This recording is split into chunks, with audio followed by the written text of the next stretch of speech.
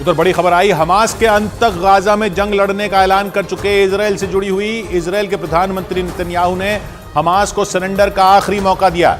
उन्होंने हमास के लड़ाकों से दो टूक बोल दिया कि वो यहिया सिनवार के चक्कर में अपनी जान न गंवाएं और सरेंडर कर दें।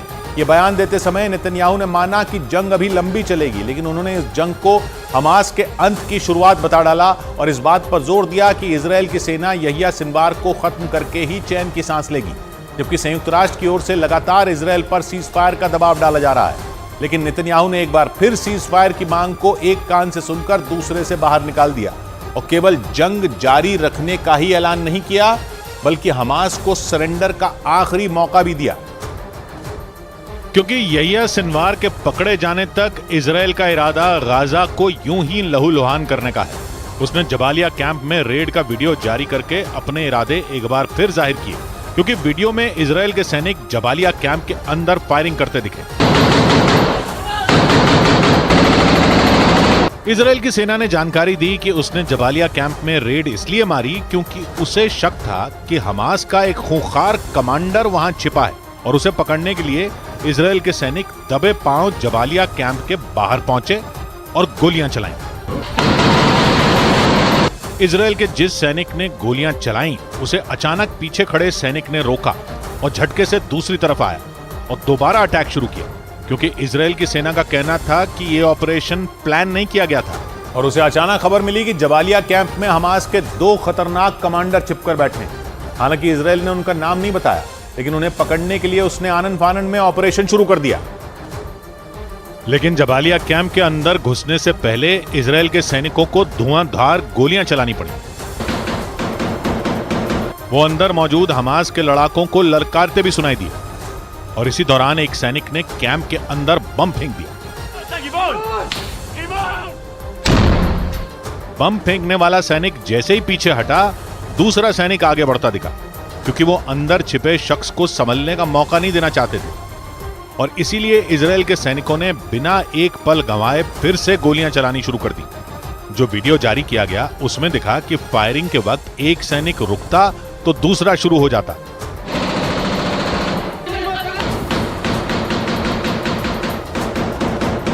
इजराइल की सेना ने बताया कि यह ऑपरेशन जबालिया कैंप के नीचे बनी सुरंग में छिपे हमास के लड़ाकों को पकड़ने के लिए चलाया गया था, लेकिन सुरंग में घुसने से पहले ही खूब गोलियां चली और इसके बाद इजराइल के सैनिक अंदर घुसे।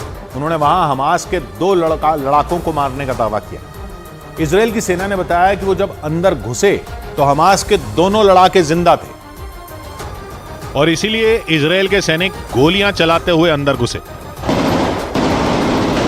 इस दौरान गिने चुने मौके ही आए जब गोलियों की आवाज सुनाई नहीं दी, क्योंकि ज्यादातर समय इजराइल के सैनिक अलर्ट थे और गोलियां चला रहे थे। उनका कहना था कि सुरंग में घुसते समय अंदर से हमास के दोनों लड़ाकों ने फायरिंग की और उसका उन्हें जवाब देना पड़ा।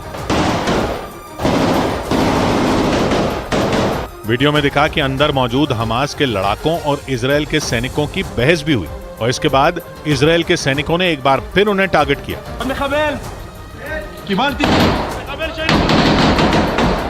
इजराइल ने जो वीडियो जारी किया उसमें दोनों हमास लड़ाकों के शव भी दिखाए गए। इसके अलावा जबालिया कैंप के नीचे बनी सुरंग की दीवारों पर गोलियों के निशान और यहाँ वहाँ बिखरा सामान भी दिखा। मतलब इजराइल की सेना ने गाजा में जारी सैन्य ऑपरेशन का एक और खतरनाक वीडियो जारी करके बता दिया कि इजराइल की सेना अब नहीं रुकेगी और अब तो उसकी खतरनाक याहलोम यूनिट मैदान में उतर चुकी है। जबालिया कैंप में भी इजराइल की सेना की इसी टुकड़ी ने हाहाकार मचाया। इजराइल की सेना की यह टुकड़ी तब मैदान में उतरती है जब आतंकियों से लड़ना होता है और इसीलिए इजराइल की खतरनाक याहलोम यूनिट जंग में उतरी। जबालिया कैंप में दो हमास लड़ाकों को मारकर उसने हमास को सीधी चुनौती दी। इजराइल की भाषा हिब्रू में याहलोम का मतलब होता है हीरा और इसीलिए याहलोम यूनिट का नाम उसकी काबिलियत दिखाता है, क्योंकि इजराइल ने ये यूनिट सुरंगों को ढूंढने और वहां से दुश्मनों का सफाया करने के लिए बनाई है। इस यूनिट का हर सैनिक कई आतंकियों पर भारी पड़ता है, जिसके लिए उन्हें खतरनाक ट्रेनिंग दी जाती है और इसीलिए हमास के जिन लड़ाकों को इजराइल आतंकी कहता है उनका सफाया करने के लिए याहलोम यूनिट गाजा में जंग लड़ने लगी।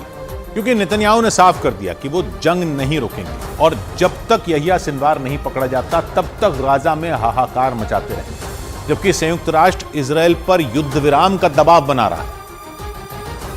लेकिन नेतन्याहू ने साफ कर दिया कि वो इस बारे में सोच तक नहीं रहे, क्योंकि उन्होंने हमास के लड़ाकों को चेतावनी दी कि वो सरेंडर कर दें और यहिया सिनवार के चक्कर में अपनी मौत को न्योता न दें। ואני אומר למחבלי חמאס, זה נגמר. אל תמותו בשביל סנוואר. हालांकि नेतन्याहू ने यह माना कि जंग लंबी चल सकती है, लेकिन वो ये जताने से पीछे नहीं हटे कि आज नहीं तो कल हमास का अंत पक्का है। זה ייקח עוד זמן. המלחמה בעיצומה. אבל זה תחילת הסוף של חמאס. हमास के लादेन को पकड़ने के लिए इजराइल ने पूरे गाजा को उलट पुलट कर रख दिया, क्योंकि पहले इजरायल के सैनिकों ने उत्तरी गाजा पर हमला किया, फिर दक्षिणी गाजा के खान यूनिस में घुस गए, क्योंकि इजरायल के मीडिया ने दावा किया कि यहिया सिनवार उत्तरी गाजा से दक्षिणी गाजा भाग गया और वहां उसने हमास के गढ़ खान यूनिस में पनाह ली।